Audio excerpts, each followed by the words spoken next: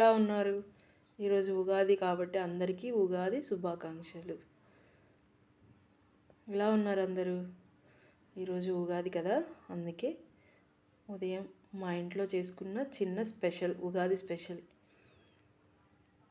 Morning ఉదయమే లేచి చూసారా, తులసమ్మకు పూజ చేసి బయట వాకిట్లో ముగ్గేసి దీనికంటే ముందంతా క్లీన్ చేసుకుని బంతిపూలు, మామిడాకులు, వేపాకు వాకిలికి నీట్గా కట్టుకొని బయటంతా క్లీన్ చేసి ముగ్గేసి పూలేసి ఆ తర్వాత దేవుడికి పూజ చేసుకున్నాం అన్నమాట. పొద్దున్నే చీకటితో లేసి చూసారా, ఇలా స్వామివారికి తులసమ్మకి పూజ చేసి ఆ తర్వాత మేము శివాలయంలో శివుడికి చూడండి అభిషేకం చేస్తున్నారు. చూడండి ఏం చేస్తున్నారు?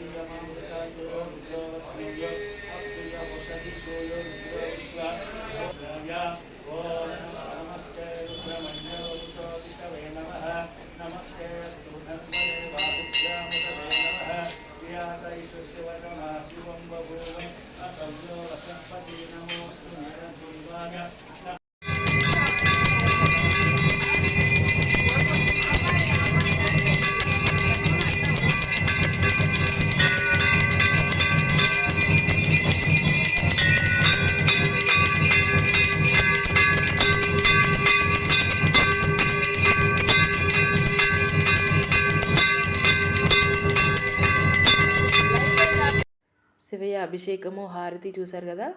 అమ్మవారికి కూడా అలాగే కుంకుమ పూజ చేశారు. చూడండి అమ్మవారు ఎంత బాగున్నారో. ఆ తర్వాత మేము ఇంటికి వచ్చేసాము. మా పిల్లలు అంటే కొత్తగా ఇప్పుడు వాళ్ళకి మళ్ళీ స్కూల్లో న్యూ ఇయర్ స్టార్ట్ అయింది కదా, ఎగ్జామ్స్ అయిపోయాయి. మళ్ళీ కొత్తగా బుక్స్ ఇచ్చారు.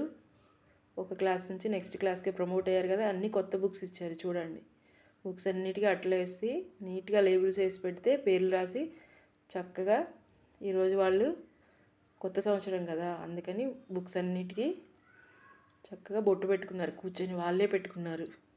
ఒకదానికొకటి అంటకుండా నీట్గా అలా టీవీ ముందు కూర్చొని చాపేసుకొని చక్కగా పెట్టుకొని టీవీ చూస్తే ఎంజాయ్ చేశారనమాట.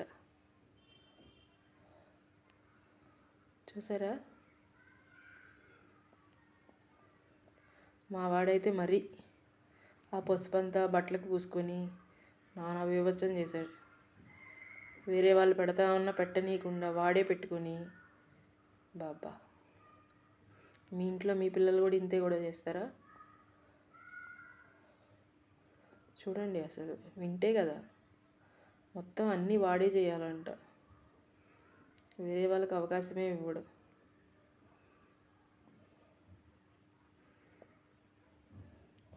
ప్రతి ఒక్క బుక్కుని వదలలేదు. అన్నీ నీట్గా కూర్చొని అలాగా అంటకుండా మొత్తం ఎంత నీట్గా పెట్టుకున్నాడో చూడండి.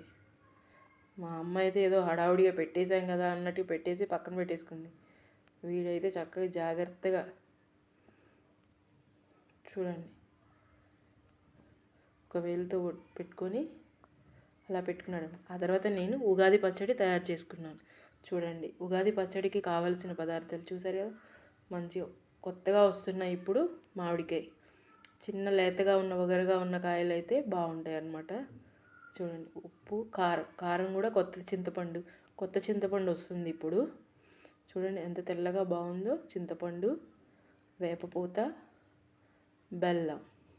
బెల్లం కూడా కొత్త బెల్లం. చూసారా, మళ్ళీ ఇంకొకసారి చెప్తాను. ఉప్పు, కొత్త కారము, కొత్త చింతపండు, వేపపూత, కొత్తగా వచ్చిన బెల్లము, మామిడికాయ. ఇందులో చింతపండు పులుసు తీసుకొని మనం ఒక గిన్నెలోకి తీసుకోవాలి. ఇదంతా మనకు ఉగాది పచ్చడి ఎందుకు, షడ్రుచుల సమ్మేళనం.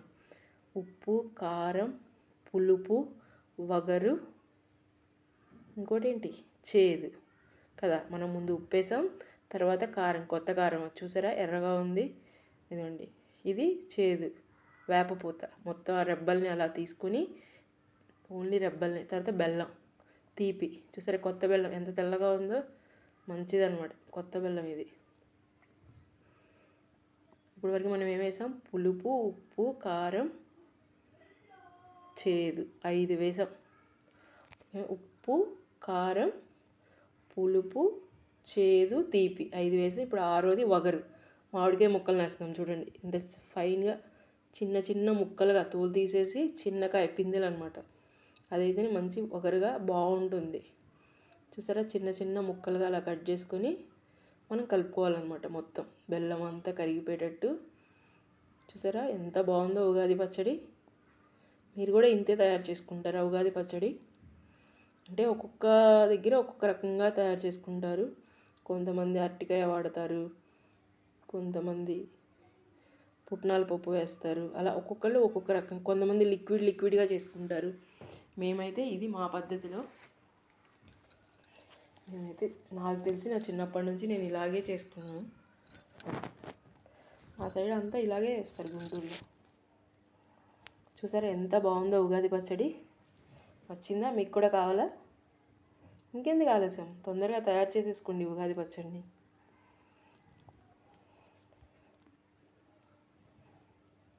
మరి ఈ ఉగాది పచ్చడి ఎంతమందికి నచ్చితే లైక్ చేయండి, షేర్ చేయండి. దాని తర్వాత మేము మా పూజా మందిరంలో పూజ చేసుకున్నాము. నీట్గా బంతిపూలు మార్నింగ్ వాకిలికి వేసినప్పుడే ఇక్కడ కూడా వేసే పూలు చూడండి, గుచ్చి పూలు. అలాగే మామిడాకులతో, వేపాకులతో మా పూజా మందిరంని ఇలాగా అందంగా డెకరేట్ చేసుకున్నాం. చూడండి మా దేవుడికి ప్రసాదాలుగా.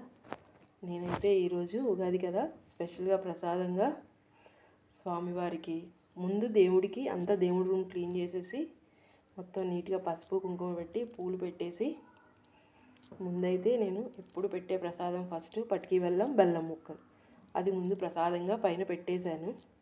చూడండి, దాని తర్వాత మామిడికాయ కూడా పెట్టాను. ఎందుకంటే మనం ఉగాదికి మనం మామిడికాయే స్పెషల్ కదా, అందుకని. తర్వాత చూడండి, అందరికీ అన్ని దేవుళ్ళకి పూలు పెట్టి చక్కగా నీట్గా మంచిగా ప్రసాదం పెట్టి తాంబూలం పెట్టి అలా అలంకరించుకున్నాను అనమాట. నాకు నచ్చిన విధానం, ఎవరికి నచ్చిన విధానంగా వాళ్ళు చేసుకోవచ్చు పూజ. నేనైతే ఎప్పుడు ఇలాగే నాకు నచ్చినట్టు నేను చేసుకుంటాను. ఆ తర్వాత నేను స్వామివారికి ప్రసాదంగా చూడండి, స్వామివారిని కింద పులిహోర, గారెలు, పెరుగు గారెలు, పొంగల్ చేశాను ఫస్ట్. పొంగలి తర్వాత ఫస్ట్ అన్నము, మామిడికాయ పప్పు కలిపి స్వామివారికి, వీటితో పాటు నేను చేసిన ఉగాది పచ్చడి అన్నీ స్వామివారికి నివేదించాను. ఆ తర్వాత ఆ ప్రసాదాన్ని మేము తీసుకున్నాము. ఇది ఈరోజు నేను ఉగాది రోజు స్వామివారికి చేసిన ప్రసాదం. ఇదంతా అయిపోయేసరికి చాలా టైం అయిపోయింది. చూసారా, మీకు కనుక ఇలా నచ్చితే ఒక లైక్ చేయండి, షేర్ చేయండి, సబ్స్క్రైబ్ చేసుకోండి. అందరి దేవుళ్ళను మొక్కుతూ ఓం నమ శివాయ, ఓం లక్ష్మి, అందరికీ మీకు ఏ దేవుడు నచ్చితే ఆ దేవుడికి చక్కగా పూజ చేసుకొని ఇలాగా మనం చేసుకోవచ్చు. చూడండి, చూసారా. తర్వాత మా పిల్లలు కూడా వచ్చి వాళ్ళ బొట్లు అంతా అయిపోయిన తర్వాత పెట్టుకోవడం బుక్స్కి వచ్చి చక్కగా దేవుడికి దండం పెట్టుకొని బొట్టు పెట్టుకొని వాళ్ళు కూడా స్వామివారిని వేడుకున్నారనమాట. చూడండి, ఇద్దరు.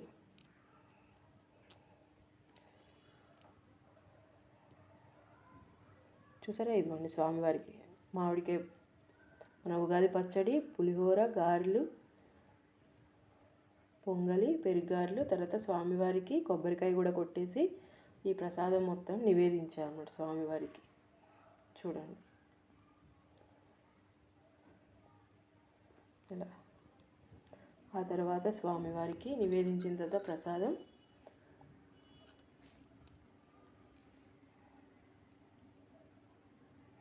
కర్పూరం కూడా వెలిగించి స్వామివారికి కర్పూర హారతి ఇస్తాము. ఇచ్చిన తర్వాత నేను ప్రసాదం తీసుకుని వచ్చాను. దాని తర్వాత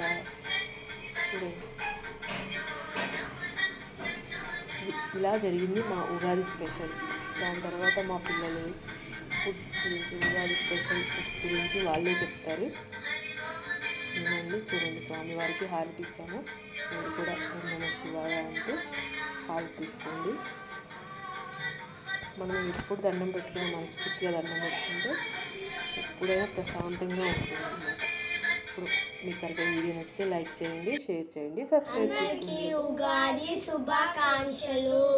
ఈరోజు ఉగాది స్పెషల్కి మా అమ్మ దేవుడికి ప్రసాదంగా అలాగే మా కోసం పొంగలి,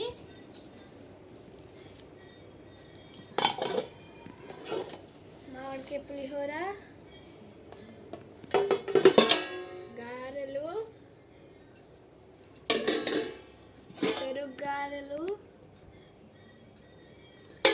అన్నం, వేడివేడి అన్నం, వేడివేడి అన్నంలోకి నెయ్యి, మామిడికాయ పప్పు, అలాగే ఇవన్నీ తిన్న తర్వాత లాస్ట్కి చల్లచల్లని పెరుగు.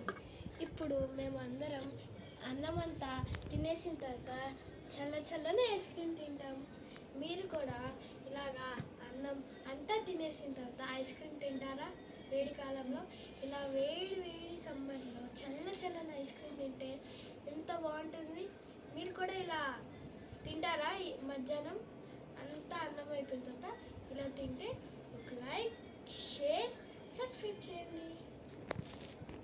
అందరికీ మరొకసారి ఉగాది శుభాకాంక్షలు.